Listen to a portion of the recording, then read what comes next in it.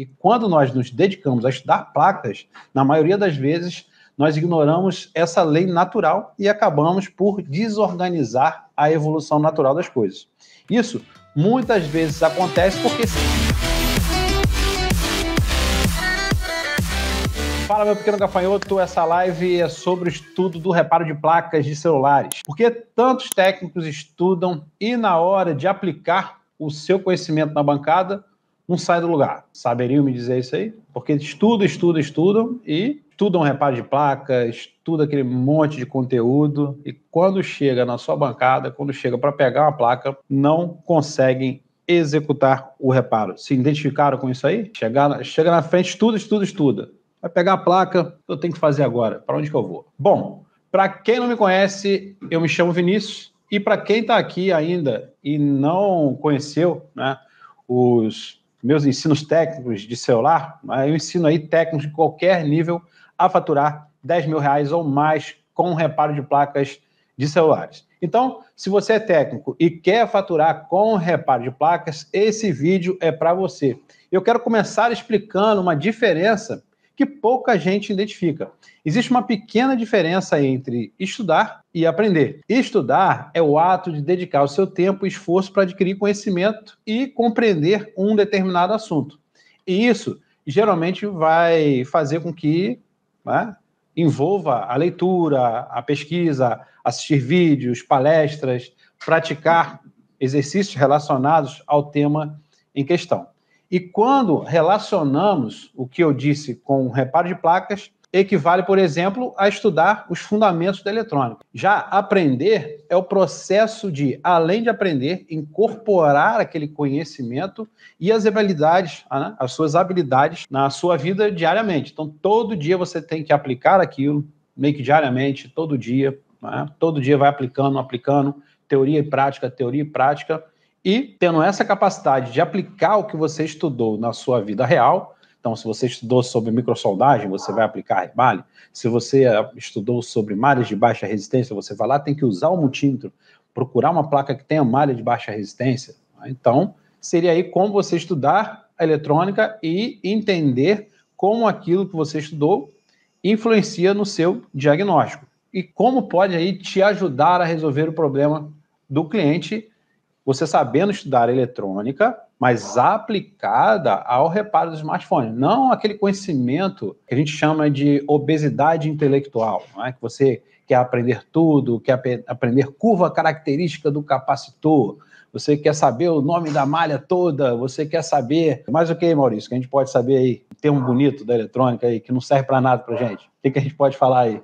Os meninos vêm aqui, mas tem muita coisa que entra na nossa cabeça, a gente quer aplicar aquilo porque viu uma pessoa falando muito bonito, né? E aquilo ali acaba não resolvendo o problema do cliente. Quando você aplica, você pega a parte teórica, pega a parte prática e aplica de maneira moderada, com conteúdo, não é? E conhecimento que vai realmente ser utilizado no dia a dia, você vai conseguir avançar. Falo isso, né, no exemplo dos testes dos bugs aqui, dos bugs do PMIC de RF, né? Com uma medição aqui, a gente consegue validar o funcionamento do PMIC de RF. E quem está falando isso não é o professor Vinícius. Quem está falando isso é o datasheet do componente, é a folha de dados do componente, é o fabricante que está falando ali que ele tem aquela validação após uma sequência de alimentação, né, quando o PMIC é startado e inicializado. E isso, né, não gera aquele conhecimento, aquele conteúdo de morbidade, do cara se panturrar daquele conhecimento, de ter que montar um monte de gambiarra, um monte de circuito, o cara começa a ficar doido, porque é muita coisa para o cara raciocinar. Então a gente tem que ser também conciso no conhecimento, a gente tem conhecimento conciso, não é? Um conhecimento científico que valide aquilo que a gente está falando, eu não tirei debaixo do sovaco. Existem técnicas, quando a gente trabalha na eletrônica, né, e estuda diversas coisas, né? Quando a gente é professor e não está professor, a gente busca o fundamento teórico, o fundamento científico das coisas. E a gente consegue validar de uma maneira mais tranquila, para os nossos alunos, tá? E para o nosso cotidiano. Então, não se fixar com querendo decorar todos os nomes das malhas. A gente tem que tomar muito cuidado com isso, né? Tomar muito cuidado com esses conteúdos que a gente busca aí na internet. Ontem num grupo nosso de suporte, um aluno, por querer ajudar o próximo, querer somar com o próximo, colocou uma lista de abreviaturas de reparo de placas. E lá tinha, né, por exemplo, uma nomenclatura chamada FB, né, que não tinha nada a ver com feedback. O FB aí, em placa, né, em determinadas malhas, considerado como feedback, é uma malha de retorno. E lá estava algo totalmente diferente, não tinha nada a ver com malha de feedback, não tinha nada a ver com malha. Hora tinha o CI escrito com unidade U, outra hora estava válvula. Eu não tenho válvula em placa de smartphone. Então, isso confunde muito com essa obesidade intelectual. Bom, deixa eu ver a galera falando aqui. Boa noite, professor. Sempre na expectativa do 10K. Isso é muito bom, né? Com o método correto, você consegue aí alcançar R$10 mil ou mais com reparo de placas. Deixa eu ver aqui. Por que não coloca o que estudou na prática? Não é? É justamente, não é? A prática e a teoria andam em conjunto. Né? O Agnaldo Freitas falando aqui, boa noite. Chegou Hollywood, ó. Hollywood Céu. Abraço, meus amigos, boa noite, se estiver aí, boa noite a todos. Então, pessoal, justamente, não é? Você tem que aplicar o que você aprendeu ali na teoria e na prática para resolver, na verdade, não é? Os problemas dos seus clientes. Basta você ter um conhecimento, eu vou ter um conhecimento de técnico em eletrônica, que eu vou fazer isso, vou fazer aquilo, mas na verdade aquilo não se aplica ao reparo de placas, não se aplica na resolução do problema do seu cliente, né? E o que mais acontece dentro da especialização no reparo de placas é justamente o técnico estudar a matéria e não aprender de fato.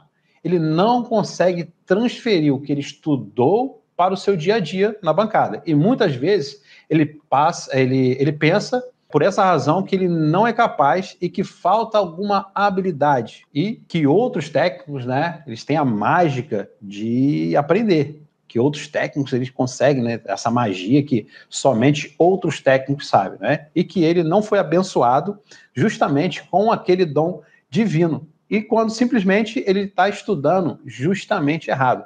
Mas, professor, qual é a forma correta de se estudar? Estudar, não adianta eu falar para você aí o que eu devo fazer, né? O que te impede de aprender de verdade a reparar placas, meu pequeno gafanhoto, não é o fato de estudar, e sim a forma como você anda buscando essa informação. Quando ficamos adultos, acabamos esquecendo das coisas básicas. Só que, muitas vezes, a resposta está justamente nessas coisas mais simples da vida. Um exemplo, não é? A gente brinca, né, que tem a maldição do técnico avançado, que quanto mais o cara estuda, mais evolui. Quando o cara chega no nível de CPU, 70% dos reparos para ele passa a ser CPU. Não é, Maurício? Pode ser um dock de carga, pode ser um periférico. E a gente ali aí está mostrando hot na ferramenta, mandando fazer rebalho na CPU. Não é? E nós não testamos o básico, que é o periférico. Ou seja, ou bateria de má qualidade, pode aí nos dar, justamente como a gente estuda muito, se baseia também em ferramentas de terceiro para buscar conhecimento, a gente está justamente estudando errado. Então, peca-se, não é, do feijão com arroz, do básico, que seria aí o periférico. Tá aqui o aparelho? Tá ligado ali ainda? Ali? Não, já está aqui na cena, já está embalado. Já está embalado, já está guardado.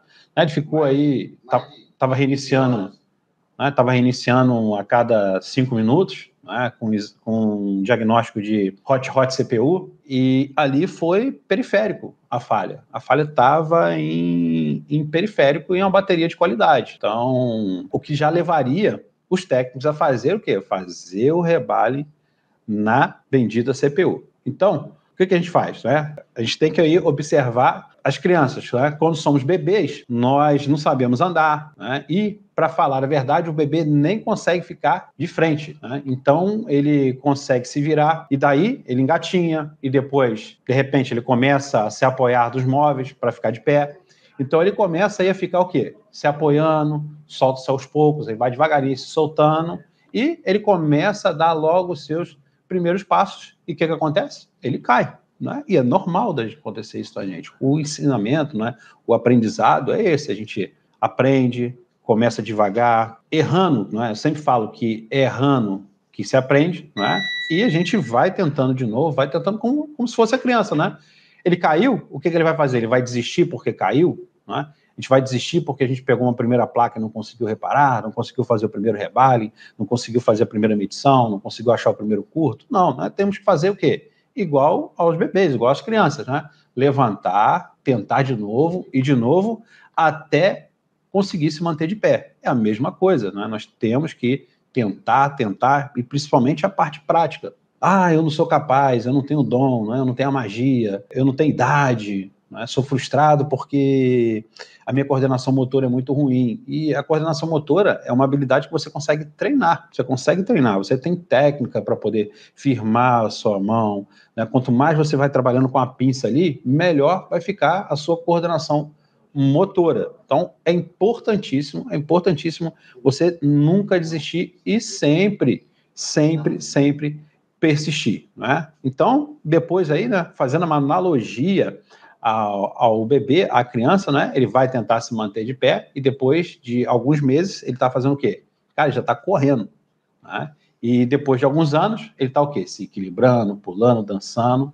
E se você parar, né, para observar essa regra da evolução, é uma constante em nossa vida. Os animais, as plantas, né, o planeta, é uma transformação lenta que acontece muitas vezes sem que a gente perceba, e quando a gente se dá conta, já foi.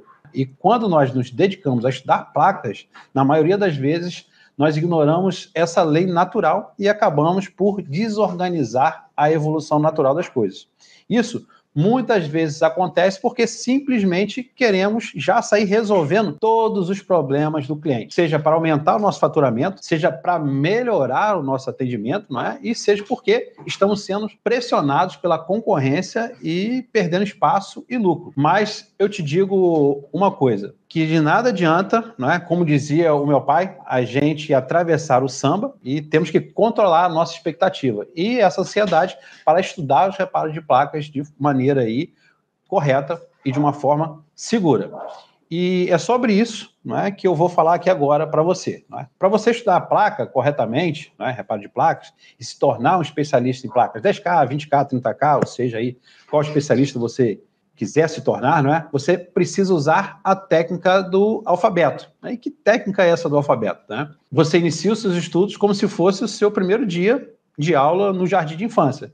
Mesmo que você já seja engenheiro eletrônico, mesmo que você já seja técnico eletrônica, mas por que isso, professor? Porque a eletrônica que você precisa aprender para faturar com reparo de placas é direcionada a formar você um técnico reparador e não técnico projetista, não é? O que eu vejo por aí é muita gente estudando eletrônica para se tornar engenheiro, para projetar, e não para fazer os reparos em placa. E você vai começar pelo começo. Eu sei que essa fala parece ser óbvia para você, mas o que eu vejo são muitos técnicos que mal sabem medir um capacitor, querendo identificar falhas no circuito. A mesma coisa que você querer ler um livro em outra língua sem mesmo ter aprendido a ler o português. Precisa fazer um trabalho básico, né? E a base, os fundamentos da eletrônica aplicada no reparo de placas são justamente leitura, interpretação de esquemas, conhecimento da arquitetura da placa, conhecimento dos componentes eletrônicos, domínio do multímetro e, principalmente, aí, da fonte de bancada. Conhecimento dos protocolos e testes do comportamento das falhas, né? E, finalmente, as técnicas de microsoldagem para executar os reparos. E é esse estudo de base que você precisa fazer.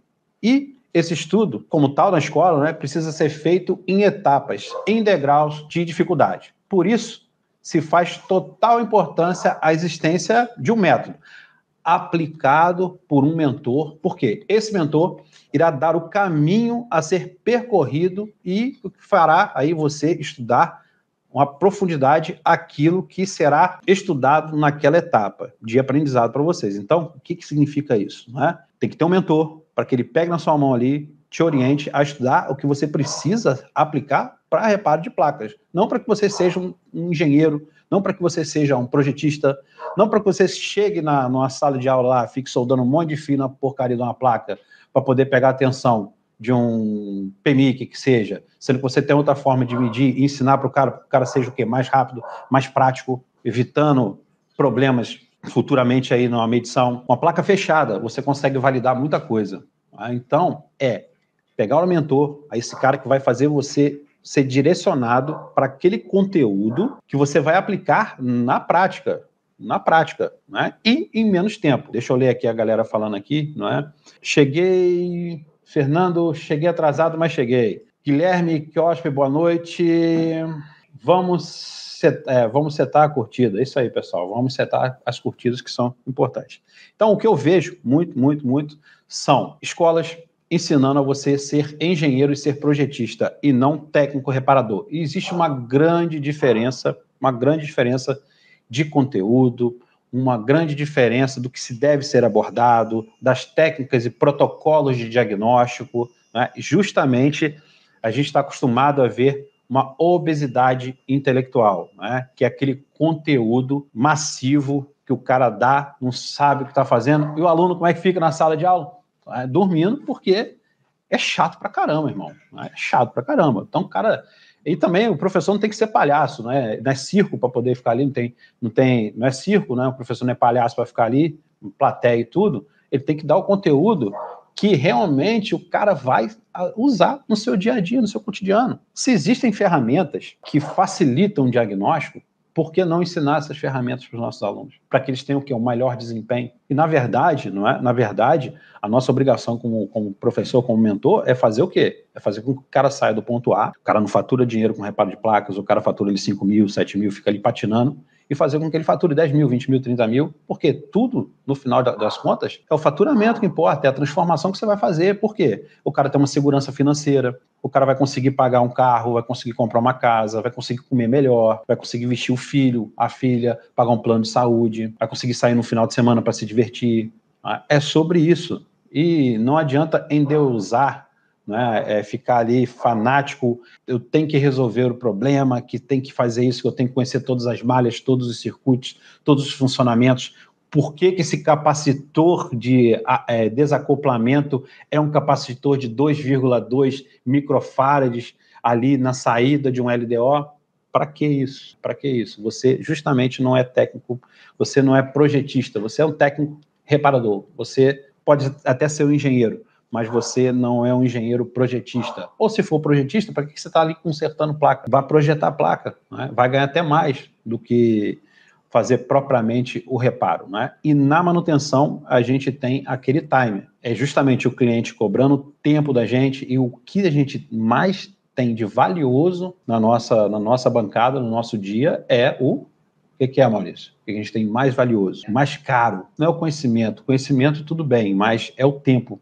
O tempo é algo mais caro que tem na nossa bancada. O tempo não volta atrás, né? A gente só tem tempo para fazer. A gente estava falando sobre as questões de swap, né? O quanto vale fazer swap, o quanto não vale fazer swap, o quanto vale fazer determinado reparo. Eu tenho ferramenta para fazer, não é?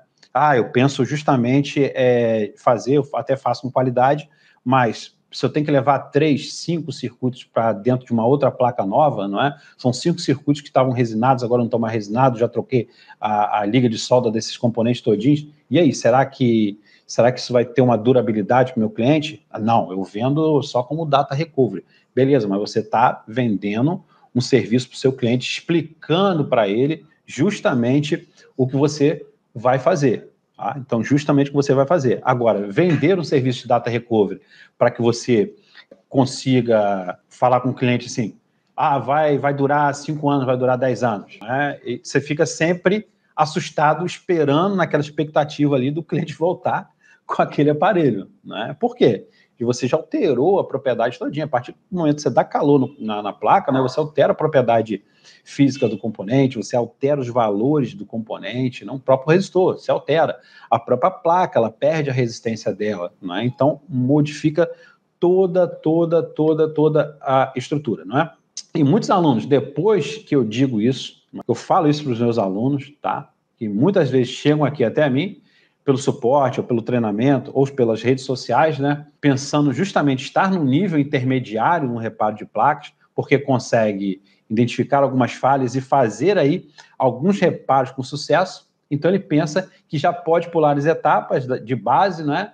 E quando chega aqui nas aulas mais avançadas, fica perdido. E por que isso acontece, né? Porque ele não trabalhou corretamente o estudo da base, não fortaleceu ali o seu alicerce, a sua base. E tá tudo bem, né? Se você quer realmente faturar com reparo de placas, né, e viver da profissão que ama, precisa trilhar todo o caminho, né? O meu caminho, meu pequeno gafanhoto. Por isso, eu digo que estude certo, não deixe pontas soltas no seu conhecimento, feche os raciocínios, né? Não tenha medo de perguntar. Por mais boba que seja a sua dúvida quando você está estudando com o professor, não é? Com o seu mentor, né? Porque uma dúvida simples pode esconder uma grande lacuna no seu conhecimento. Então, procure estudar e repetir o estudo até a informação fazer sentido para você.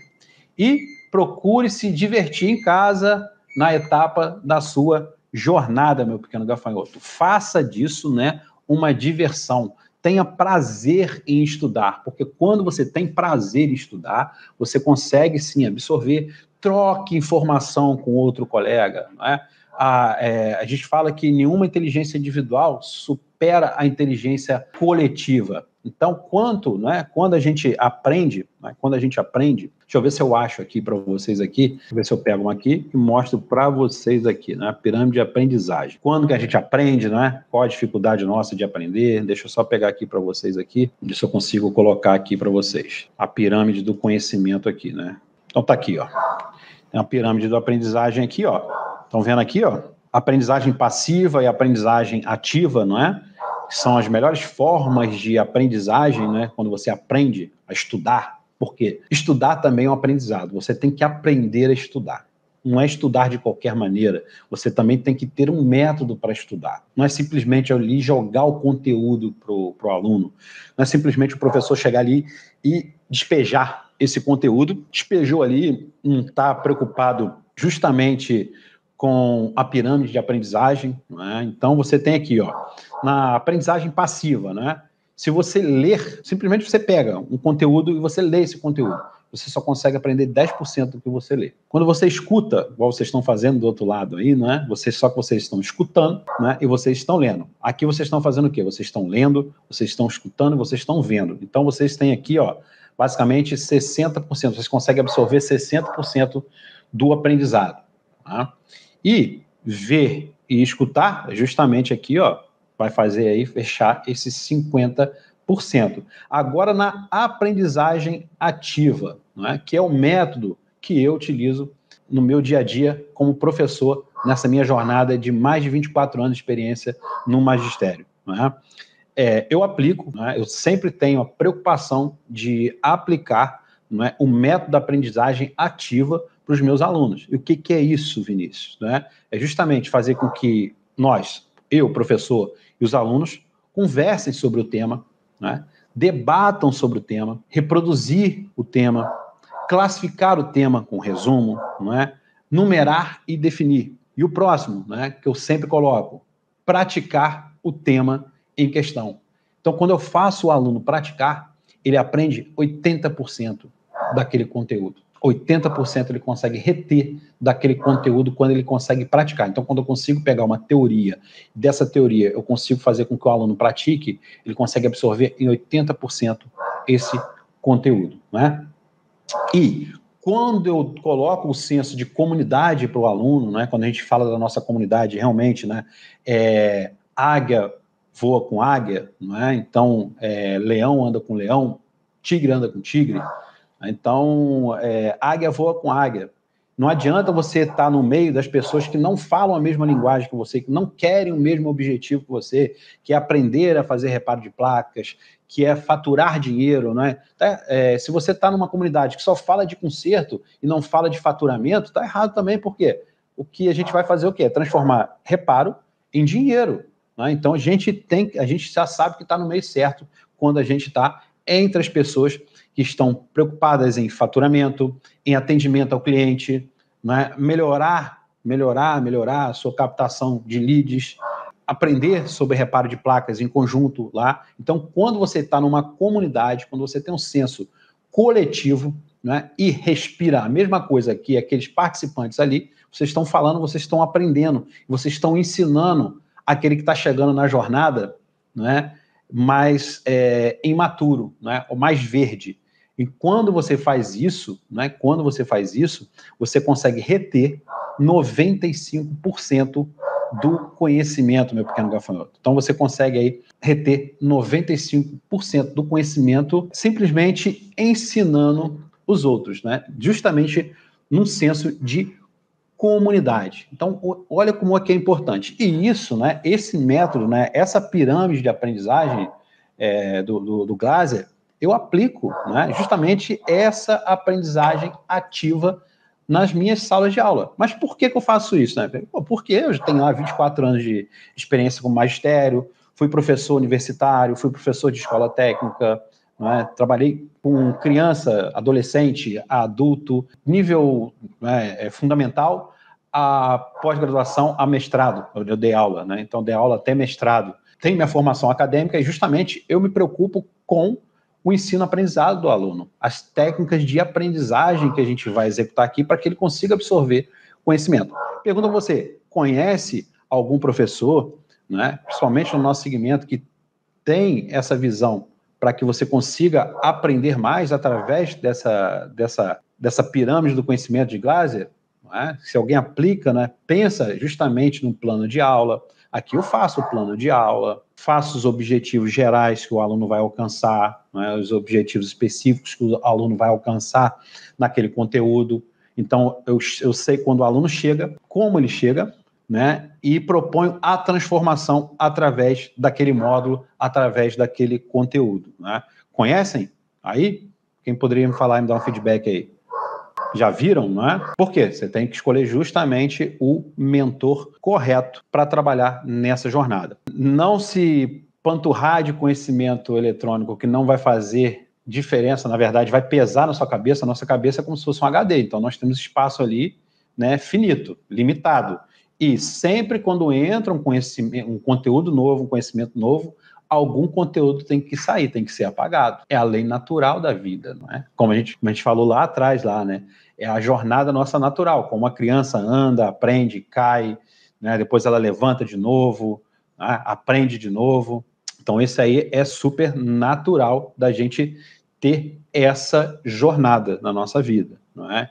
Então, é importantíssimo você. Teoria, prática, né? Teoria, prática e sempre aquele conteúdo teórico tem que fazer sentido para essa prática aqui. Senão, para que eu vou aplicar aquele conteúdo teórico? Né? E eu tenho aplicação no meu dia a dia? Eu vou usar isso no reparo de placas? É isso que tem que ser perguntado.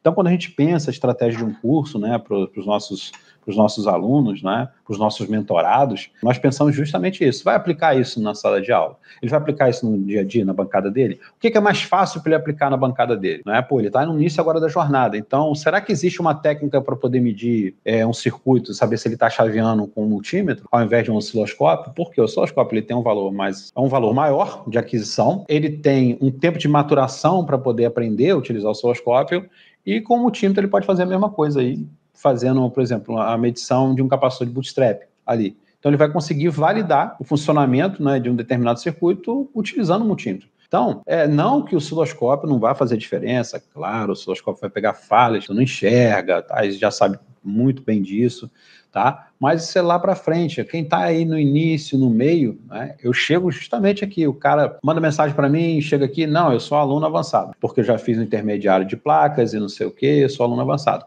Chega aqui, não sabe identificar um componente na placa, não sabe identificar um termistor, através do IVP, da inspeção visual. Não sabe identificar bloco, não sabe usar um diagrama, não sabe, quando o aluno é avançado, não é? Quando ele se propõe a fazer um avançado, não é? O cara já sabe técnica de microsoldagem, o cara já sabe diagrama, o cara já sabe o multímetro, e o cara não sabe utilizar o multímetro, não sabe explorar a potencialidade que essa ferramenta, uma das ferramentas mais em conta que a gente pode ter na nossa bancada é o multímetro, né? E se a gente sabe explorar justamente, né, ter a teoria básica para poder aplicar no reparo de placas, né, aquilo que vai ser realmente utilizado, as escalas que vão ser realmente utilizadas, a maneira que ele vai ser utilizado, né? Você consegue fazer com que o aluno pratique, né, essa parte teórica, a parte prática, colocando no dia a dia dele ali, né, aquilo ali vai entrar mais fácil, aquele conhecimento, né, e dentro de um senso de comunidade, ele ajudando o próximo colega, né, que entra ali, eu estou com dificuldade de carga, não sei o quê. Eu vejo muita galera aqui se ajudando, chegando junto, tá? Eu vejo muita galera chegando junto nos nossos grupos de suporte aqui, a galera lá ajudando. E justamente aqueles que compartilham conhecimento, aqueles que se propõem a ajudar, são os alunos que mais se destacam, são os meus alunos que mais se destacam, né? Por quê? Quando a gente está disposto a ensinar, não é porque a gente tem um compromisso de tentar passar a verdade para o cara. Então a gente vai estudar, vai buscar fundamento, vai olhar lá no caderninho lá atrás, né? Então é importante. E isso, né, fortalece o senso de comunidade, né, e o aprendizado desse aluno. Então, compartilhe conhecimento, né, some, estejam sempre no meio, né, de águias, voem com as mesmas aves, das mesmas plumagens, e bora estudar, pessoal. Com o conhecimento certo, com o mentor certo, sem obesidade intelectual, sem a necessidade de você estudar para você ser um projetista de placas e não técnico em manutenção, que é totalmente diferente, né? Totalmente diferente a pegada, né? Por isso que é importante, se você é técnico reparador e quer faturar 10 mil reais ou mais com reparo de placa, 20 mil, 30 mil, 50 mil, busque conhecimento, um conhecimento que seja aplicado no dia a dia da sua bancada, não um conhecimento que não vai te fazer diferença nenhuma na sua vida para encher linguiça de conteúdo para você. Ok, meu pequeno gafanhoto? Bom, eu quero agradecer aí a galera que estava até agora aí, não é? Domingo, às 18h30, estaremos aqui com conteúdo técnico, tá? Vamos estar com conteúdo técnico. Esse conteúdo é um conteúdo que a gente chama aqui dentro de um conteúdo de oportunidade para fazer você enxergar a importância de estudar, como é que você deve estudar corretamente o reparo de placas, persistir, treinar, pegar a placa, não treinar na placa de cliente, né? Não treinar na placa de cliente e cair para dentro, tá bom, pessoal? Então, ó, uma boa noite a todos, fiquem com Deus, não é? E aguardo vocês aqui no domingo às 18h30. Forte abraço aí, tchau, tchau. E quem não é inscrito nas nossas redes sociais, se inscreva, deixa like, né? A gente está no TikTok, a gente está no Instagram, a gente está no Facebook, a gente está no YouTube, e sempre com conteúdo de qualidade para você diariamente, né? Aquele técnico do nível iniciante ao avançado, né? E que queira faturar mais de 10 mil reais reparando placa, esse é o canal de comunicação que vocês têm aí do professor Vinícius Toledo. Forte abraço para vocês, fiquem com Deus aí, S. Romicel, Alto-Falante Cia, João Luiz Mariano, técnico Ricardo Estevão, bora mestre, Hollywood Cell, a galera toda chegou aí, Fernando Alves, uma boa noite a todos vocês. Um forte abraço aí e até a próxima, pessoal. Tchau, tchau.